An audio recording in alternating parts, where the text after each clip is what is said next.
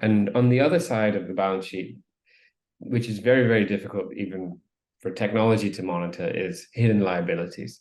So if someone has $10 million of assets, and I can validate that that $10 million of assets are there, it's still difficult to prove that those assets are equity, i.e. that they belong to that company.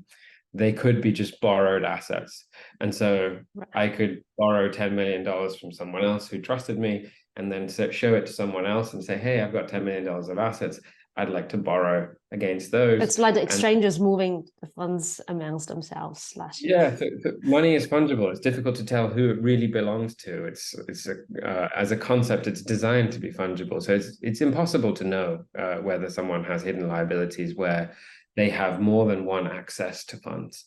So what we've tried to do with these special purpose vehicles, or SPVs, is create bankruptcy remote vehicles. So literally they cannot have any other relationship other than the one that we are opening up to do a specific activity.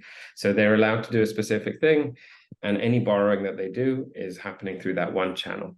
And so there is no, what we're trying to prevent there is the hidden liabilities problem, where the borrower could be sourcing capital from multiple different places and leveraging up significantly and representing it as equity, which is, some stuff that happened a lot last year. So with FTX and Alemada and various other firms that were borrowing way more than was implied through their balance sheet. So broadly, I say the products that we're trying to build are really trying to increase transparency and the ability to validate assets. And in this SPV setup, is to try and create bankruptcy remote segregated setups for lenders, such that they know that the risk that they're taking isn't commingled with a lot of other risk. It's literally isolated to a particular type of risk. So in the case of this initial SPV, it is taking Bitcoin, borrowing that, and then taking Polkadot's staking risk and hedging the price exposure between Bitcoin and Polkadot.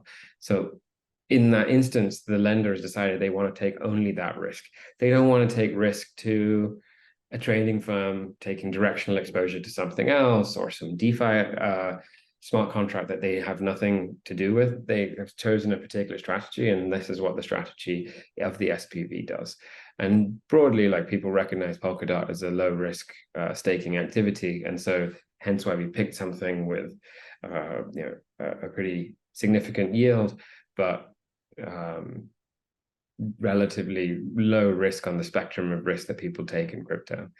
So I'd say, like, in terms of the memory of FTX and BlockFi and Celsius, what feels quite far away now, but it really underlined the need for our product in terms of transparency and this legal infrastructure.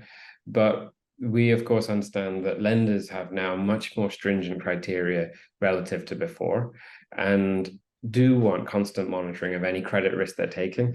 And as a result, the bar is much higher before they deploy assets. So that comes as a pro for a company like us, because they need some of our services, but it's also a con because they're less likely to part with their money without multiple layers of verification. So what we're trying to do is really just productize that.